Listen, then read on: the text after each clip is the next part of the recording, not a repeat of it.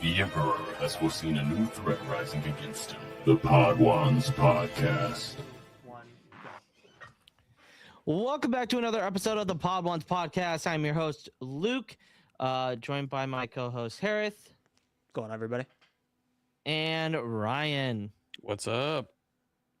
How goes it, gentlemen? It's good. I'm Stranger Things pilled right now, but it's good to change it up a little bit for a short time. A show that I have not seen. Yeah, you mentioned that before you went live. I'm shocked. Not even the first season. No, I think that's something that me and Atlantis might have to watch. To be honest. Honestly, my hot take with Stranger Things, even though I've enjoyed the show mostly from start to finish, is watch the first season, and if you feel like you want to continue, keep going. But if you want to stop, you can obviously just stop after season one. I think season one is kind of the notable season. It could be a good one and done, regardless if you like it or not. Like that's a good. I feel that. But we are here to talk about Mandalorian season 2, episode 7. Yeah, episode 4. Well, no. What? Season 2, episode 4, my guy. Okay, whatever. Luke forgets how to count. Wow, yeah. Typical Nebraska move. Yeah, definitely. Your brain is fogged up. I was about to say, bro. I was about to say, if we're on season 2, episode 7, we'd be having a very different discussion right now. We'd be like, Hereth, you might need to leave the discussion for a few minutes for Luke to wake up. I actually know what he's doing right now. He's watching football, probably. That's why he's distracted. Yeah, a little bit. Was it a 3rd and 7? That's why you said season 2, episode 7, my guy. Yeah, I think so. Oh my god. Hey, okay, Luke. Remember that one week where I was multitasking and watching Thursday Night Football at the same time? I know how to multitask better. I do not know how to multitask, okay? Leave me alone. Leave me alone. Anyway, did I miss any news as I was dodging Stranger Things spoilers for the last 24 hours? Did I miss anything? Anything of note? I don't think so. I don't think anything's come out. I mean,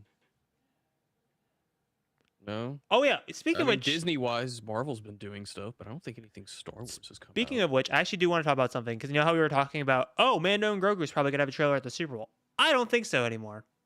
After the Doomsday news. Yeah, they are releasing. They insiders have at least said that they're doing teasers now for every week leading up to the Super Bowl instead of like the initial 4. Oh, really? Mm-hmm. So yeah, I mean, I don't know. I still think they're doing initial 4, and then I think they're just gonna stop, and then the official trailer will come out on the Super Bowl. Because again, I don't mind talking about it because everyone on the internet's talking about it. Obviously, the first trailer is Steve Rogers. The second trailer is Thor, which both of these have been released publicly. The third trailer is X-Men. The fourth trailer will probably be Doom. But I'm hearing Namor, Fantastic Four potentially. Yeah. They may be saving Doom for the official trailer. Yeah, who knows what they're doing? But yeah, they're doing everything once a week for the next several weeks now. And I buy into the conspiracy theory that I think Marvel's intentionally leaking these to get people talking about these trailers. Because we're talking about it right now when there's really nothing to be talked about. And it's actually a really good marketing strategy. But I mean, when you do exclusive teasers at theaters, once those become unlocked, it's only a matter of time. Like I don't necessarily know when like the official unlock is when because all those trailers are like on hard drives or whatever, they're encrypted. Yeah. They don't become available until like the day that they are supposed to start airing. But someone's breaking these encryptions somehow. I don't know how that's happening. But I mean, I don't think it's a controlled leak. I don't think those happen as often as people think, because they would just because Marvel I don't think needs to do that at this point. They could have just released it because I mean, you see how big the trailers are after they've already leaked. Oh yeah. Yeah. I also, So speaking of which, sorry not to make this like a discussion, but I also find it like interesting that there have been a bunch of creators that are coming out going, "Hi, I used to be like a licensed creator by Disney, get invited to these premieres, and I don't know what to do because people who will I name didn't see that. anonymous who are associated with Marvel and have been to premieres are talking about these leaks, and a bunch of creators are coming out going, do we talk about this or do we not? Because every single like Disney associated channel are talking about these leaks. Like, it's fucking crazy. I've never seen anything like this as a And not content just creator. necessarily talking about them, but reacting to the leaked versions. And then, then you actually, I mean, I think there's a distinct version between the two parties. One are content creators, kind of like us, and then the others are like more so journalists who have worked in there much Yes. longer. And they have the actual, or they've had those connections much longer, and they've worked along the older rules of like, hey, we got to watch what we actually. We don't want to piss report off on. we don't want to piss off the sources. Right. Like you You don't know, see you don't bite the hand that feeds you. right. The only Like, that's like you don't essentially see what it is. like trades like Deadline. I know it's not necessarily Yeah. people in trades working like that, but you don't see Deadline or Hollywood Reporter talking about like leaked teasers or anything. The most you'll see is like casting news, but they'll go directly to the source to confirm that first. You know what's funny? I saw the Ahsoka celebration, like 1980s, like, oh yeah, back. Oh, like to the Empire Strikes Ahsoka. Back style. Oh yeah, teaser. the concept art trailer. Yeah, Mhm. I saw that, and I was like, you know what? That's interesting. Honestly, I wish more studios would do something like that, because that is kind of retro-y, and I feel like that's kind of back in. Well, I also find it interesting. way. I know, I think we've talked about this before, but I also find it interesting. Speaking of like leak trailers in general, like that, like people that work at Lucasfilm have publicly come out, not publicly, but like kind of privately talked to creators, and I've heard it from other creators that I know really well, have said like, we actually are like in full support of releasing this publicly, but for whatever goddamn reason, we just cannot. Yeah. So they it's don't just a actually mind the weird- distribution of yeah. leak trailers. It's just a weird marketing thing that the people up top, either within Lucasfilm or Disney, are just like, nope. And that teaser from Celebration would have been perfect just to release then and there, because I mean it was just all concept art. It was like a great montage of stuff that I feel like that would have been a fun public release. And plus, with For sure, the way 100%. that the Mandoverse is like pushed concept arts, like especially with like their end credits and that kind of stuff, it's like that would have been the perfect. It would have fit Yeah, it naturally would've. next to the show. Yeah, 100%. But yeah, we got a lot coming down the pipeline. I guess I'll kind of just make an announcement. I'm planning on streaming Star Wars Outlaws. I'm not working on my birthday, so I'm planning on streaming Star Wars Outlaws on TikTok on the Pod Ones channel for my birthday. So if you guys want to come hang out for my birthday, I'll be playing Outlaws, trying to figure that out. That's a surprise but January 5th announcement. yeah, better than the next day.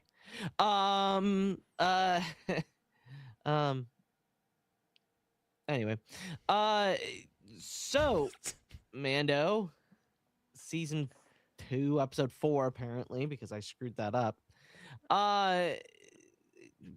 Honestly, this is just the adventure of the week. Grogu and Din go back to Navarro, and we find out that Cara Dune's the chief of police, basically, of Navarro, and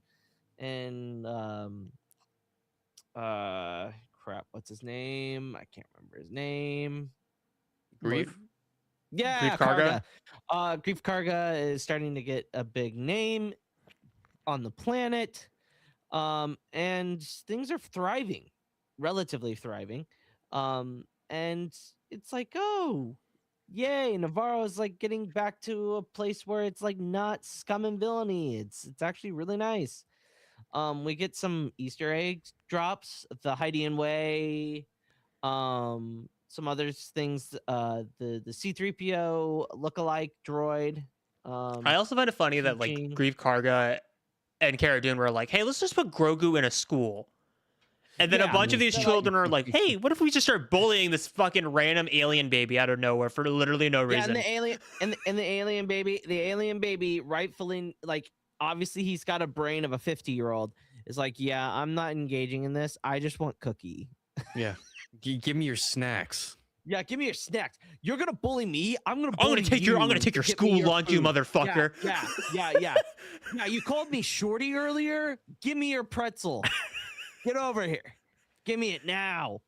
But no, I thought that was kind of cute. I mean, honestly, when this was coming out, it was post Rise of Skywalker, if I remember correctly. It's 2020, correct? yes. Yeah. And then it was before season 7 of the Clone Wars. After. No, season 7 would have happened in the first half. Okay, was Bad Batch coming out? 21. It would be it would be on May 4th of 21, so it would be after this would be done. After this. So this really started the whole like somehow Palpatine returned to make sense. This was like the beginning of it. Sort of, in a way. Kind of. There were some tidbits with the with what Dr. Pershing I think was wearing in season 1 with the Camino icon, but that was like the only thing. I have a different. I don't think M count. I think this clones. was like the first time M count was mentioned. M count and the I don't think they mentioned anything about clones in season 1. They don't. No, they don't. But you do see the bodies in the bacta tanks. Oh yeah, in season 2, yeah. In season 2, yeah, it's this episode. Mm-hmm. The assumption of it being Snoke, because I think there's it's because you see the body hit the front of the tank. Like the First Order theme or Kylo's theme, like slightly. Like there's a motif there. Yes, I know you're interpreting this as like somehow Palpatine return. Obviously, it's connected to Palpatine making sure and cast of Snoke, but I still see it more of a Snoke thing than a Palpatine thing. If that makes any sense. I know it's weird they're connected, but that's how I kind of read it more. Yeah, in the episode 3, it's more so Gideon taking what I think the rest of the people, what the rest of the remnant is doing, and doing his own thing. Which, again, at first I was kind of like, I was put back by that, like what the fuck. But now, like in hindsight, kind of really fuck with it as a choice of like. Because at first it was like, oh, this is like an offshoot remnant of the Empire that's kind of helping the First Order and Final Order get along. But I like the more distinct decision of, no, this is just a remnant of the Empire that's just off doing their own fucking shit, just doing whatever they want. Well, it goes to show you that they are, that the Empire is not the Empire of old. No, they're fractured. It's fractured to crazy amounts of disbelief. Wow. I can't believe Indiana's gonna do it. That's crazy.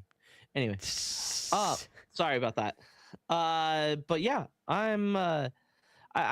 it's a fun episode. It's meant to push the plot and give you a little bit of Easter eggs on what's going on, as well, which is interesting and nice. Like when I was looking back at the episodes like list and then also watching the episode back, it kind of put me back to 2020.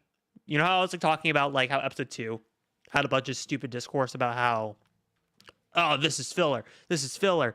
I kind of get flashbacks to that because I remember that being the talking point of this episode of, oh, this is filler. I want to get to the Ahsoka episode where we just got the Ahsoka drop in episode 3. I want that now. Like, I remember that like being the fucking like discussion. And then hell, I even remember, obviously it was a little bit more closer to episode 5. I remember like people theorizing, okay, in episode 5, when are they going to give us Ahsoka? Obviously we'll get to that when we talk about it next week, but I remember a lot of this conversation around this episode wasn't really about the episode. It was really about the fact that it didn't really push the plot forward. It was just kind of what Ryan was saying about season 1, where it was just like, oh, it's just another adventure of the week episode that doesn't really do much. Obviously, in hindsight, it does a fucking lot. That's quite a bit. Yeah, after you get everything, everything after it starts to fall together.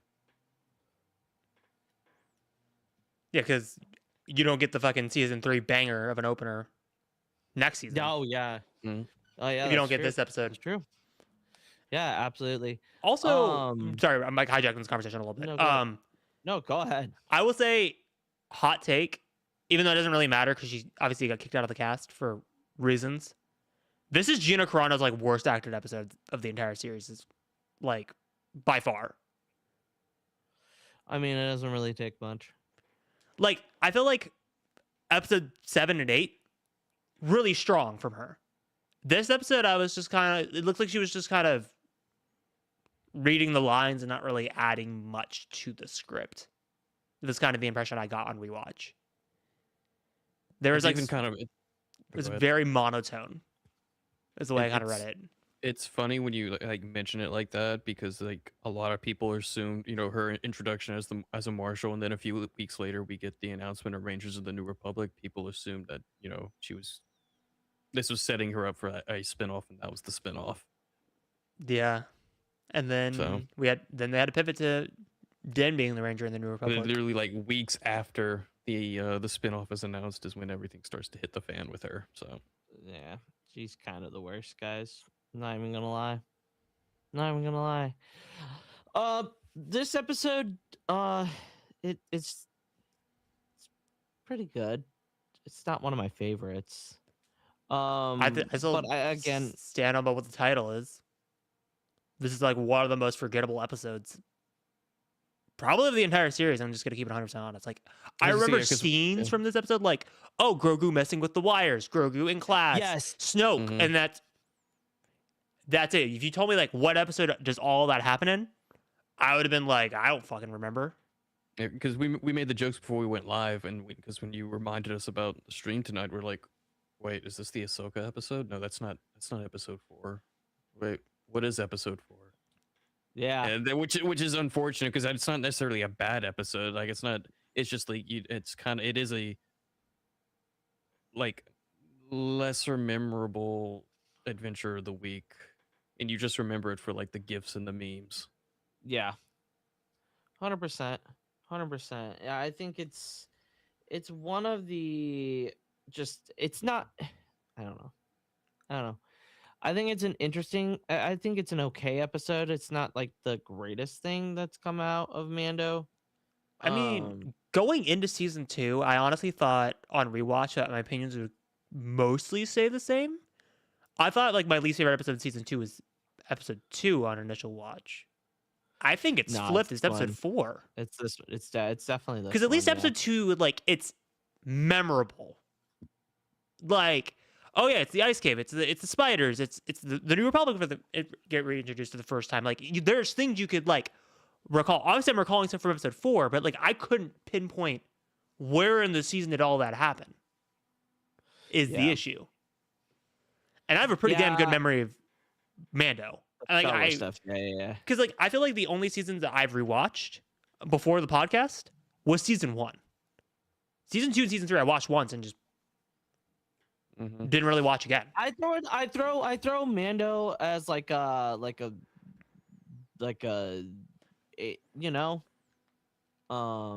just background like laundry folding clothes. Yes, I've watched a lot of Mando like multiple times, but more or less just like as I'm doing something. I think this one is very you're like you said, Hereth is very forgettable. But it's unfortunate because this is Carl Weathers' first episode he directed for Mando, and the first thing he's ever directed.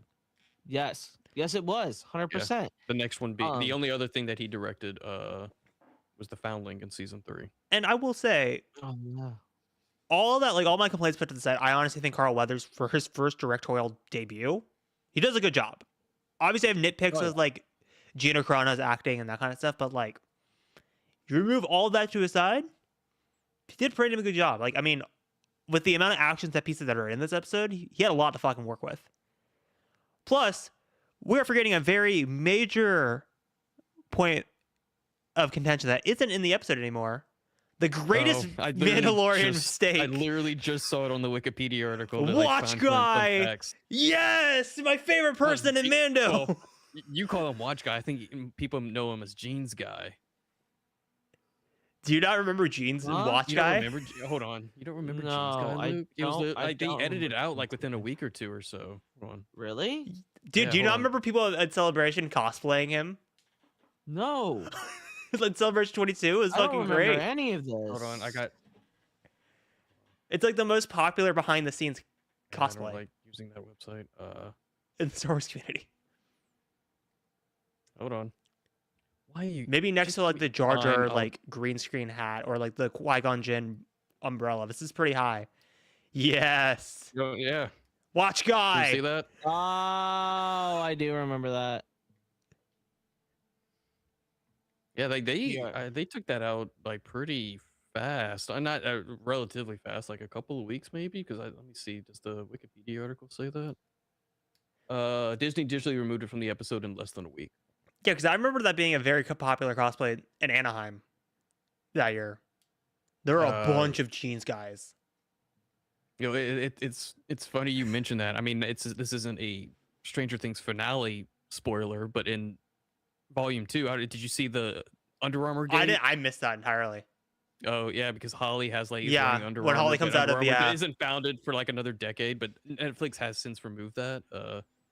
It's funny because in the Wikipedia article, they compare Gene's Guide to the coffee cup in Game of Thrones, which is funny enough that it's like a full circle. We're having a full circle conversation because we were talking about Stranger Things discourse being connected to Game of Thrones, now we're talking about movie and show mistakes that get removed in post in the post streaming world. It's like this conversation is a giant fucking circle. Mm-hmm. Sometimes things just you miss it, and it takes a million people watching it for it to actually be noticeable. Sometimes it's one of those things that you probably just watch so many times, and you don't necessarily. It's not the stuff that you're looking for. It gets to a point where it gets to that point. I also get annoyed when funny if this is actually relevant because we're talking about this. Like when everyone's like nitpicking stuff like this. Sorry, I just burped. Like it doesn't really. It's weird to me because it's like what you said. Like obviously a million people like in post didn't notice it, and then like when it gets out there to the public and there's a mistake like this, everyone acts like it's the biggest fucking deal on the planet and acts like it's a flaw when I honestly think it's a feature. Sometimes you just miss that stuff. Yeah, and studios have proved that for something like this, they can go back and remove it if they really want to. Like, I mean, if it's that big of a deal. I don't know if they ever did that for Game of Thrones, but I mean, in this case, I know Disney's done it. They did it for Game of Thrones. They removed it like 48 hours later. Okay. For the coffee cup thing, yeah. Yeah, shit happens. Shit happens, and also B, like, obviously this is more of an alternate edition thing than special edition thing, but like it reminds you of stuff like movie mistakes, like Alec Guinness fucking holding a stick when a lightsaber should be animated on top, or that kind of stuff. Like, I think it's like I said, for me, I see it more of a feature than a bug. Because for me, it's like I can just laugh it off and be like, oh, haha, they forgot about Gene Guy in the background. Which also, to be honest, when I first watched the episode, didn't even fucking clock him. Yeah, I don't think I noticed it either until it just got popped up. Until like one person found it on Twitter, and then that's where everybody else starts to notice it. Like, I mean, it's just, like I said, like it doesn't get noticed until it's like a million people watch it when it's released. Right, and like I said, a bunch of fucking... Obviously, this would have been prime Star Wars TikTok, so you had a bunch of like fucking Star Wars TikTokers and like YouTubers coming out and like turning this into a negative. Like I said, like in reality of like, oh, how the hell does this billion-dollar corporation not notice this? And it's just fucking dumb. They just miss things. Yeah. Literally, like they're human beings. And then a couple years later at conventions, it's something you can laugh at. Yeah, exactly. It's not that serious. Like let's knock it off. Like to be like with the Stranger Things thing with the Under Armour, I didn't even notice that either. Well, one, like I wouldn't have thought anything of it until somebody said, "Oh, Under Armour wasn't founded until 10 years later." Nobody knows that. Nobody fucking cares. You would have had to go Google that. Yeah, nobody gives a shit. People just need to get off their high horse. Well, no, we were talking about how this being a full circle. I know you're not watching Stranger Things, like.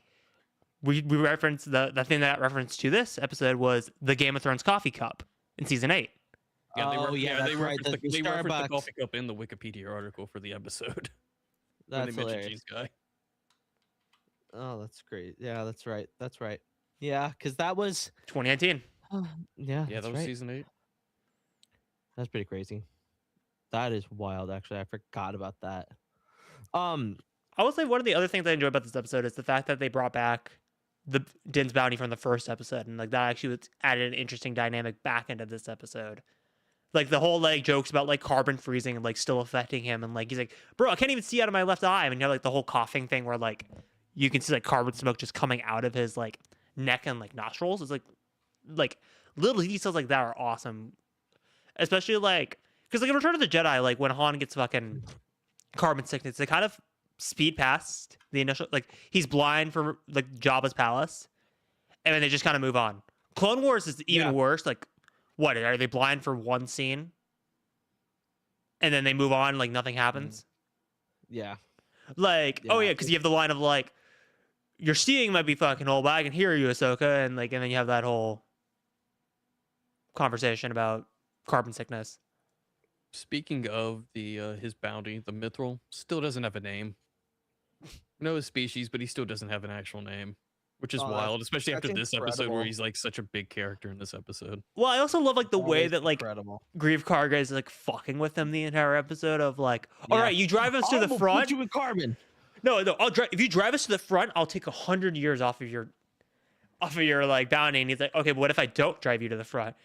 Well, then you can get out right now and walk all the way back, and then you'll see what happens. Yeah, like it's shit like that. It's like why I love like obviously this episode's very forgettable, but it's like there are moments like that do make this episode like supreme on rewatch. Like the speeder bike, like the speeder chase is fun. Yeah. That is with the scout troopers and the transport. That's a good way to end the episode was that way. Like make it action packed. You got your kind of your big reveal. Yeah. At the end of the like in the middle of the episode, then you get the chase, and then you're like, oh okay, now the and then you get the return of the fucking badass TIE fighters, like the folding TIE fighters, which again, which I need more of. Before. Yeah, we didn't get much of that. We didn't even know that they could do that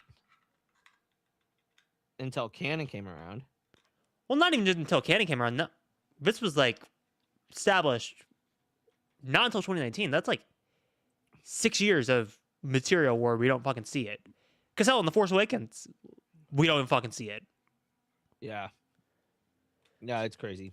So like, again, I know we're just going in circles with this episode because there's not really much to talk about. However, speaking of like badass fucking ending singers, this episode is a pretty fucking badass ending singer with fucking Moff Gideon. Moff Gideon, the Dark Troopers. That's the first time, Yep. Because they confirmed they placed the tracker on the Razor Crest, which leads us in two episodes from now. Which again, I will die on the hill of. They killed Moff Gideon way too fucking early. I'm sorry, he's such a fucking badass of a villain. I don't think he's dead. I think that's his clone, which is the original dumbest cop out ever. Has been hiding the entire time. That's such a dumb cop out. But it's on brand. It's on brand, but it's like no body, no death. No body, no death. Yeah. No body, no death. And also, aren't people like 100%. Theorizing that like, oh, he doesn't have a mustache, and then the end of the way to eat the clone? Well, the other thing is that Beskar can pretty much withstand almost anything. He was covered in Beskar. Yeah, but wasn't his helmet off? Beskar? No. When he died? When he died? I didn't think it was. Was it? I'm about to jump up to season 3 real quick. I'm sorry, because I'm jumping early to season 3, but I gotta. But this episode before that finale stinger was also another appearance by Carson Teva. He's kind of alluding that something big is brewing. Yes. Which it then cuts to, or shortly after cuts to Gideon and all this stuff. Yeah. Love 100%. Our Star Wars Phil Coulson. Oh yeah, absolutely. No, wait, you guys are right. He is wearing his helmet in his death. I just googled it. Okay, then he's not dead. But again, he like literally has Beskar. But also again, mustache gate.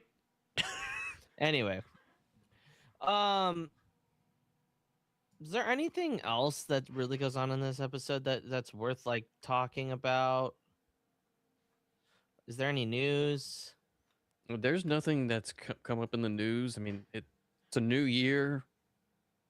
New year, new Star Wars. We're actually in a year where we're having theatrical Star Wars movies.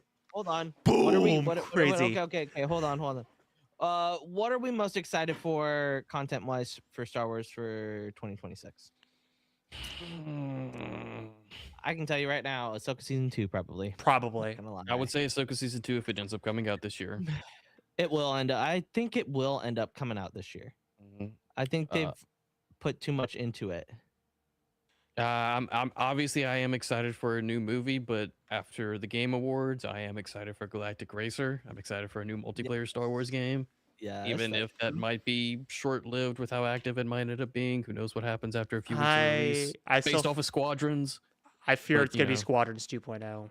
it depends on how it's going to depend on how they support that game post-launch. I don't think we really talked much about the possible comparison of Squadrons when we first talked about this game, but I think it's very, very sad that people won't get behind it. Yeah, I think people are going to get behind it. I think a lot of people are excited. I agree. How are you going to hook? It's gonna be like Squadrons, where I think it's gonna excite like a very niche crowd of Star Wars fans. People will play it probably for a month or two and then drop it immediately. I think it's going to depend on one, how much it costs. Yeah, if there is cross-play and cross-progression, it should. Yeah. Most games nowadays, Squadrons had cross-play, but it did not have cross-progression. I had to make a separate account when I went into Xbox, which is because I started off with Steam. I think that's crazy. Yeah. Honestly, I think a lot of games nowadays are doing cross-play and cross-platform. I'm fully expecting cross-play. It's the cross-progression, because I mean, if it's a cheap game, sometimes people will buy cheap games multiple times. I will say, again, I know like Chase had the infamous rant on Pod Ones when we were doing like individual episodes that were just kind of like nothing based on anything. The amazing rant that's a clip still to this day of, I don't give a fuck what game prices are. Like, it's up to the studio to decide. However, I'm going to contradict that argument a little bit. I still think they should price the game at like $30 to $40, kind of like what the Helldivers treatment was. I'm expecting a $40 or $50 price tag. That would be fucking perfect. By the way, your boy got Helldivers too. You did? On PlayStation, yeah. I will also say one of a big con with Galactic Racer, it's not getting a Switch 2 release, which is dumb. Yeah, I mean, I feel like a racing game on Switch. I know Mario Kart exists, but I mean, those kind of games, I mean, it's perfect for the Switch. It would pair. I don't think Mario Kart's really its market. No, but I mean, just racing games in general. I mean, but the thing, and I think just like Mario Kart or really any kind of racing game, I feel like very easy to support post-release compared to Squadrons. Like you can't really do much map-wise with Squadrons, and they were kind of limited to like pre-established like fighters in the Empire and Rebellion. Here they kind of obviously there's pre-established stuff, but they can kind of go buck wild with that, with what you race with, and the tracks and the environments, and how you they could go the Mario Kart route, and there are different cups, and you can also design maps where you can go race in like reverse, so you get multiple uses out of that. I know it's a lot easier for post-game support.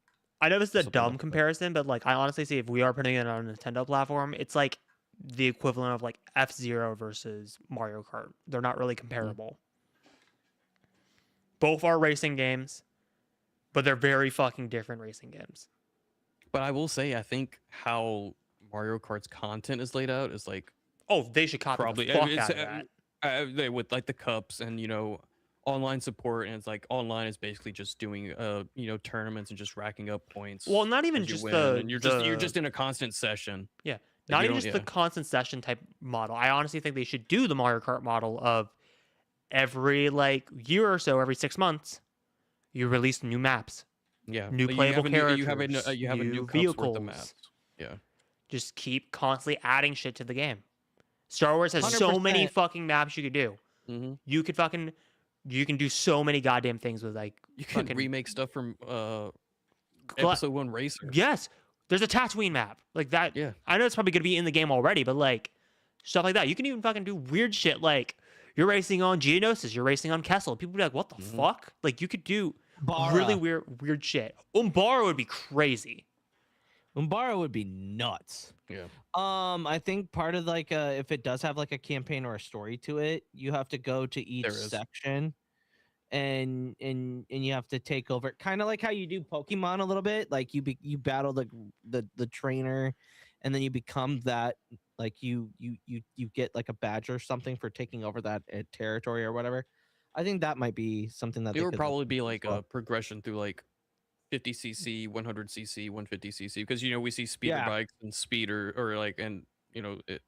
I hope there's like a potentially 200cc speeders. mode where you have to start braking more like crazy, and Mhm. you can't play as reckless for like those crazy. Because there's gonna be people that are gonna be like, I guarantee you, someone's gonna buy a racing sim setup for this fucking game.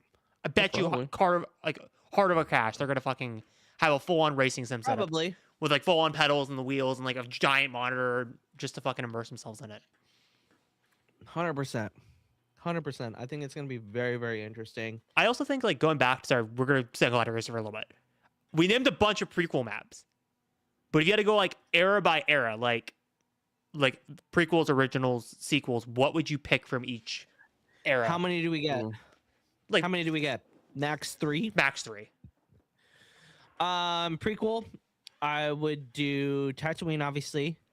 I would do Umbara, and then I would do Kata Nemoidia. Okay, I I agree with those picks for the prequels. Except for Cater Nobody, it's an interesting one. Ryan? For the prequels, I was thinking like do Naboo, and you're just going through like the fields and in the swamps, and even somehow like diving yeah. in and going through the water into like the Gungan cities. or Dude, whatever. imagine like you have to jump off the cliff, go down the waterfall, and Mhm. fucking that would be an insane map. I'd like that. Um, That'd be cool. I would have to like go back and go like the Clone Wars or something to where it would make sense. I mean, you could do like some cool environments with like Mustafar, and Ooh, Mustafar would be cool. fucking sick as hell. you could build a NASCAR track on Coruscant or something like that. Coruscant It's just has to be in the or- game. It's just like a simple oval, or like because there's one track in Mario Kart where it's like almost like a monster truck arena where there's like a bunch of dirt hills or Yes. something like that. N64. Yes. I love that one. I love that Yeah. one. That was such a good one. Hereth, you do any other prequel Prequels? ones that you think of? I mean, you hit all the good ones. Like, I honestly was thinking Coruscant for sure is a lock. Tatooine's for sure a lock. Honestly, Geonosis already said it, but kind of like what you were implying with like Bowser's Arena and like N64, or that's been ported so many times. But like, imagine like they reconvert the Geonosis Arena and Attack of the Clones to be a racing arena. Ooh, Malastare. Because that's originally where pod racing originated, correct? Yeah. And then That would be cool. originals, what would you do? OT. I would do Hoth, Endor. What else would I do? I Dagobah. was gonna say I would like some sort of like I'm trying to think of like populated areas, which I know in the original trilogy there's not a lot of that. I'm thinking Bespin. I was gonna say something like Bespin, some sort Bespin of, would like be floating, cool. powered by Tabana gas arena or something like that. Yes, 100%. Yeah. Originals so is Bespin, going to be the Hoth, hardest. and I'd say the Death Star. I mean, if you want, yeah, I don't see that, but like, if they want to go nuts, they technically can. Sequels, Yeah. I feel like, are going to be kind of as easy as the prequels. Takodana. Yep. Canto Bite. Canto Bite for Canto sure. Bite. And Maybe something like Kajimi. no, I was Because I'm gonna say thinking again. I'm Kajimi. thinking of populated areas. I would say the other sand planet where they No, find Jakku? Ochi. Yeah. No, not No, Jakku. oh, Well, yeah, Pasana? Jakku. Pasana? Yeah, Pasana. Well, Pasana, and then Jakku's you have already it. a map. Jakku's already mapped. confirmed. Yeah, it's in the trailer. Jakku's already a met. So I would say, yeah, I'd say Pasana. I think that'd be a fun little, and it's during the like thing, and you just The see Aki like Festival. little. Oh my god, it's every Yeah. 40 years and it's like 40 years, I think but that'd be 40 years cool. in the past, but not in the present. Yeah, I think that'd be cool. Or Or it could be or during Rise of Navarro. Skywalker. You're driving in Rise of Skywalker and you could fucking race into those levels and like you're fucking like you could see like Rey, Finn, and Poe like battling stormtroopers and you have to like fucking avoid them and get off course. Or you do what's it called? Crap. Navarro. Oh, for Mando? Navarro would be Oh, fun. yeah. Yeah, Yeah, if you go Navarro would Mando be a era, fun yeah. map. Yeah, no, I think that would. Dathomir. Navarro makes sense also timeline wise because what? It's supposed to be like Mando-ish era. Yeah. Yeah. So like that perfectly fits in. Yeah. For sure. Well, That's a quickie.